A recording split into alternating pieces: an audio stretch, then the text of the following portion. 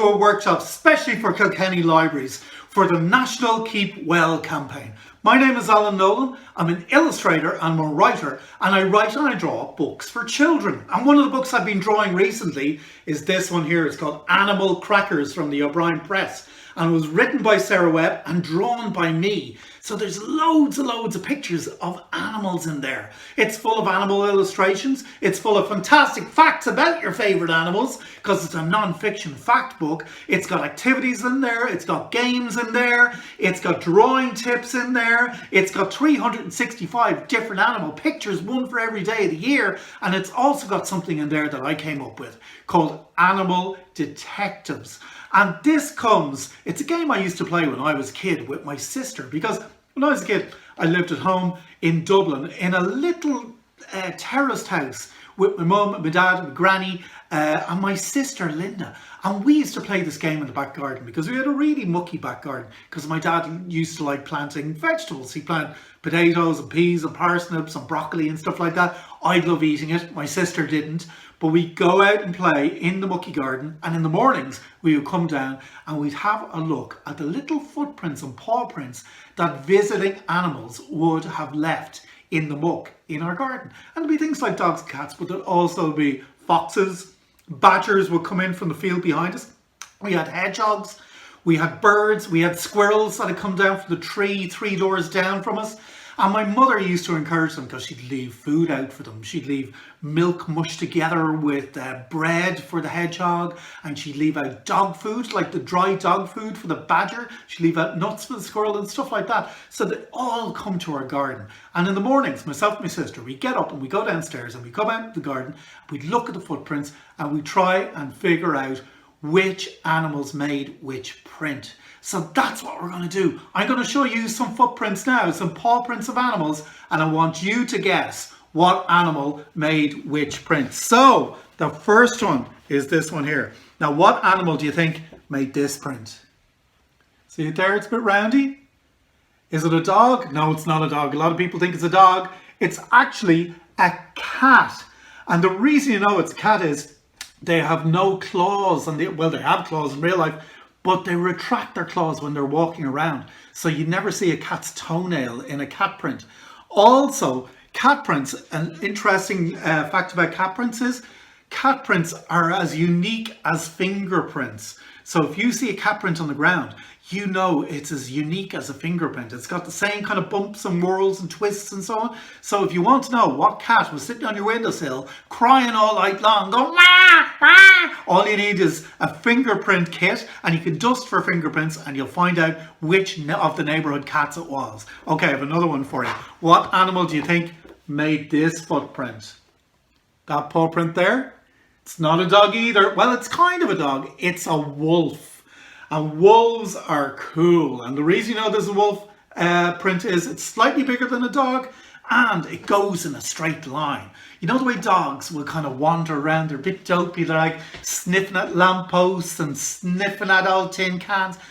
Wolves aren't like that. They're all about business. They go in a straight line. Another interesting thing about wolves is their howl can be heard over 10 kilometers away. They're incredibly loud when they howl. No, they howl at the moon. They don't just howl at the moon though. They howl for other reasons.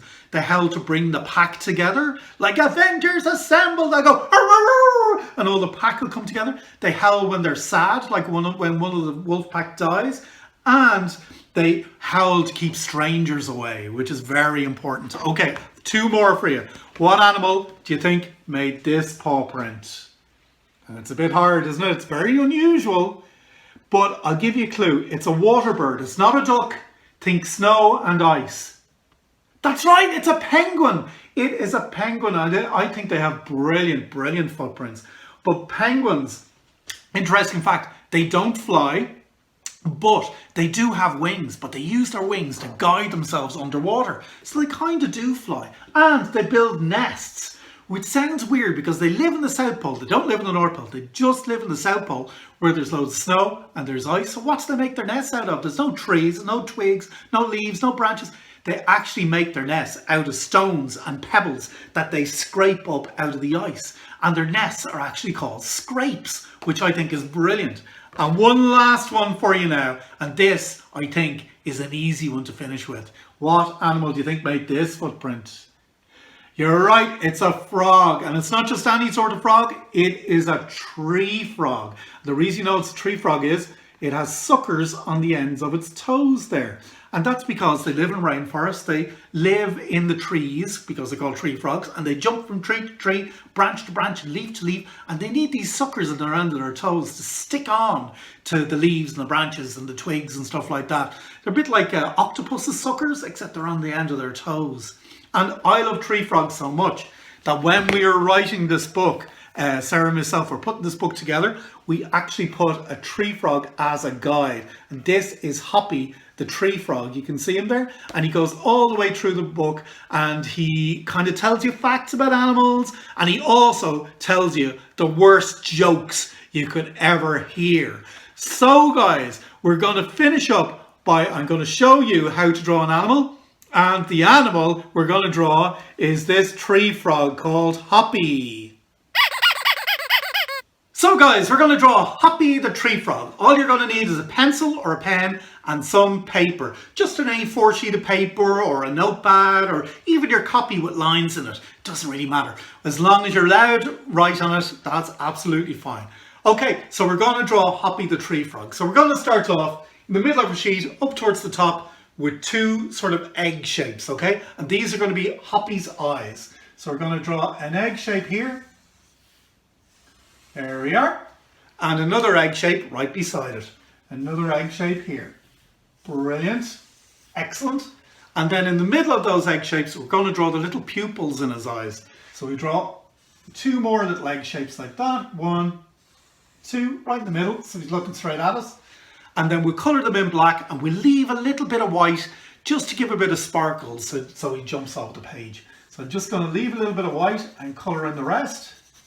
There we go.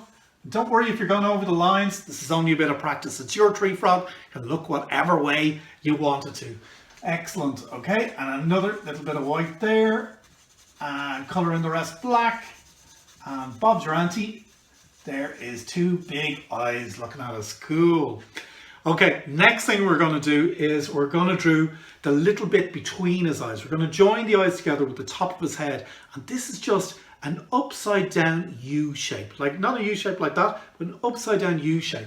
So right between his eyes there, I'm just going to draw a little curvy U shape upside down like that. Okay. And then we'll do the bottom of, it's kind of like the frog's top lip. It's the bottom of his face. And we're going to do this. This is a bit tricky because we're going to do a kind of sausage shape. So I'm going to start it here at this eye. I'm going to bring a line that curves around like this, goes down and up and down and up, and then joins the other eye like that. Okay? So kind of like a sausage or more like a peanut shape. Excellent.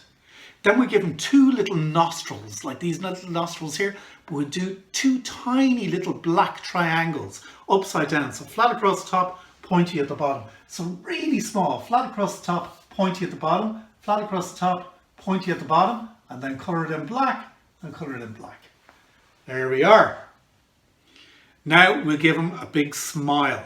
So we give Hoppy a big smile because he's always laughing. In the book, he's always telling jokes. So we give him a big smile like this, and we'll even draw a little tongue there just with two little curves, colour in the rest black. Now he's got his mouth open telling a joke.